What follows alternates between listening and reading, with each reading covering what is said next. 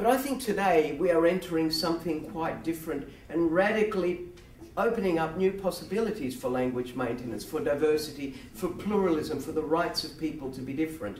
And I think this is, I don't want to be over-ambitious about it, but I think we are under globalization. One of the things that's positive is the emergence of the post-national state. I think people overstate this, and I don't want to overstate it, but I think we have, with transnational capitalism, with extra-national identities, multiple citizenship, internet connections. I work with some Eritrean populations in Australia who are linked with other Eritrean young children in the Horn of Africa, in Bologna in Italy, where there's a large Eritrean population, in Argentina, in the United States.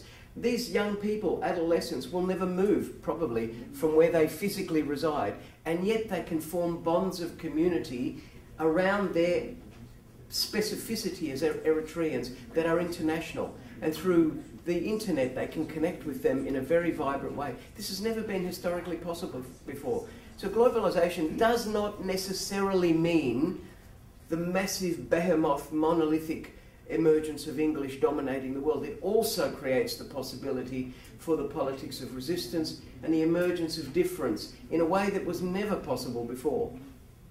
This is a big story, and I can only say a few things about it. All I wanted to suggest is that I don't imagine globalization as a kind of necessarily bad thing for pluralism and languages. We see many ways in which it actually works positively for language difference and pluralism as well.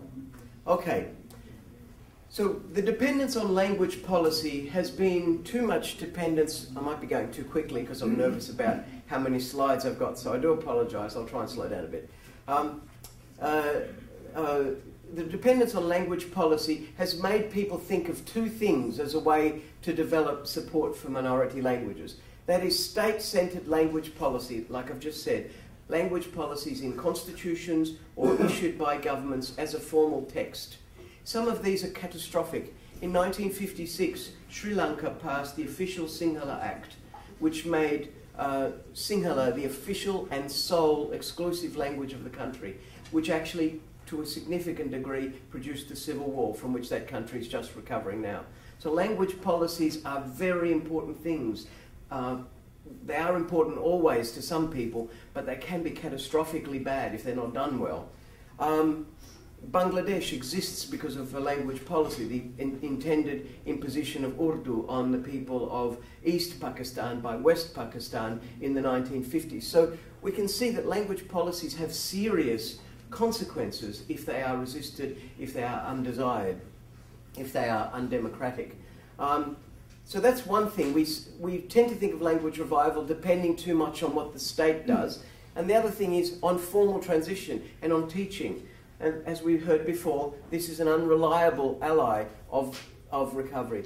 Now, someone who spoke here, I think last year, François Grand, and I have been working on this language plan in Ireland. And largely from European work and some of my own and that of others, we've worked up this thing called COD that is in addition to the formal policy and these other things. What we need to do is to focus on the increasing the linguistic capability of individuals. We know that the stronger minority language groups possess the language they're learning, the more likely they are to use it. In other words, there is a relationship between language use and proficiency. If you know something poorly, you're unlikely to want to use it. That's the simplest rule.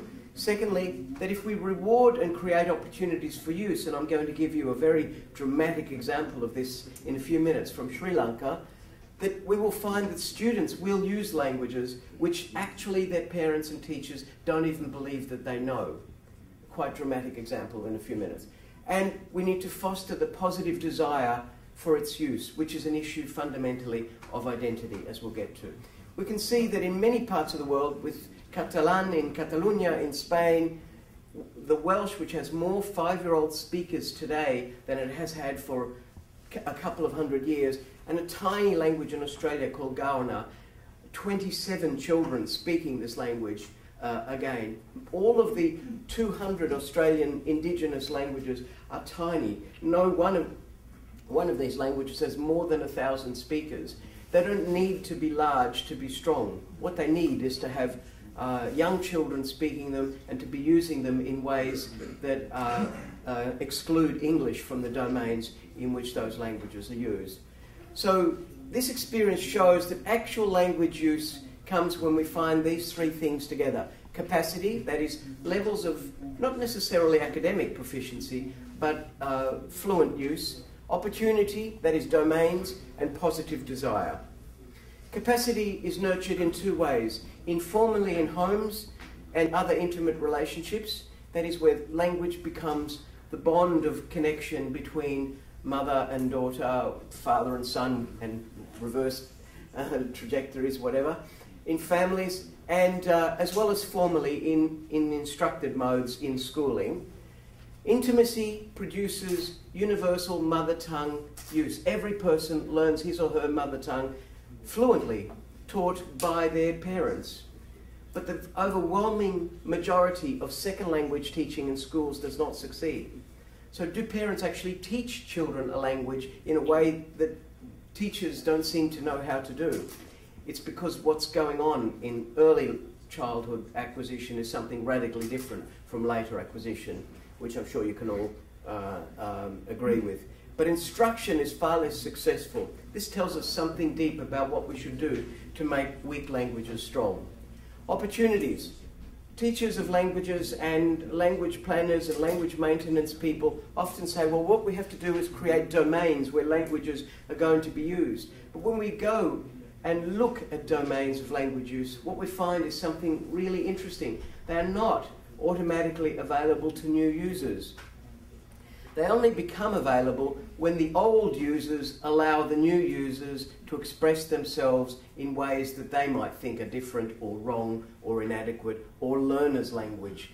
And that's a really big problem in a lot of language revival movements. As I'm going to say in reference to both Scotland and Scottish Gaelic and Ireland with Irish in a few minutes, it's very important that the old speakers of a language accept that the new learners and users of the language are not the same as them, but they are legitimate users as well. So this is about the domains and the discourses, how we understand it. But the really important thing here is that the use of the language should be naturalistic. In other words, it should be as unself-conscious as possible. And desire. What is desire? How do we produce desire? How do we promote it? There are many ways to do this. The Catalans have devised incredibly interesting networks for children to speak only in Catalan out in the community. So the shopkeepers will only use Catalan to the children who come in there knowing that they're reviving the language. There's lots of different ways we can do it. There are no technical solution to the language problems we have. The only solutions are the ones that people themselves create in their own communities. We can help them as scholars and as activists, but in the end, it's got to be very strongly motivated by community desire. The abilities that are produced in these ways that I said before, and the opportunities need to be given social and economic environments for the practical use of the language, and we'll talk about that in a minute.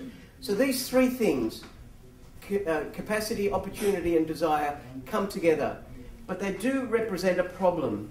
They represent a problem for the mainstream society because to do this requires some cultural separation to some extent, the control of institutions within that community, its own schools, its own religious institutions, its own media, employment and processes. And not all societies want that. Remember that the Jacobins gave us an inheritance that said to be equal, we must all participate in a modern society together by being the same. So in a way, what we are saying is, yes, we do want to be equal. Modernity requires that. Of course, we insist on equal rights, but we want equal rights with differences. This is an inheritance of the past that we don't need anymore. So the intergenerational transmission of minority languages needs to understand that the host society sometimes expects too much assimilation, and this will generate hostility from them.